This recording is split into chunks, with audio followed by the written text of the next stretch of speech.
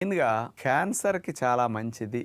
ప్రారంభ దశలోనే రకరకాల క్యాన్సర్ కణాలు కూడా తొలగించడానికి బాగా పనికొస్తున్నది. వాటిని నాశనం చేయడానికి, క్యాన్సర్ కణాలు మళ్ళీ పెరగకుండా స్ప్రెడ్ కాకుండా రక్షించడానికి వంకాయ ఉపయోగపడుతున్నదని సైంటిఫిక్గా ఉన్నాయి అన్నమాట. ఈ వంకాయలో ఉండే గ్లైకో ఆల్కలాయిడ్స్ అనే కెమికల్స్ స్పెషల్గా ఏం చేస్తాయంటే క్యాన్సర్ కణాలు, అంటే రకరకాల అవయవాల క్యాన్సర్ కణాలు కొంచెం డిఫరెంట్గా ఉంటాయి కదమ్మా. బాడీలో ఏ రకమైన క్యాన్సర్ కణం ఉన్నప్పటికీ ఆ క్యాన్సర్ కణానికి బ్లడ్ సప్లై కట్ చేస్తుంది అనమాట. రక్తనాళాల్లో మార్పులు తీసుకొచ్చి పోషకాలు వెళ్లకుండా చేసేస్తుంది అనమాట.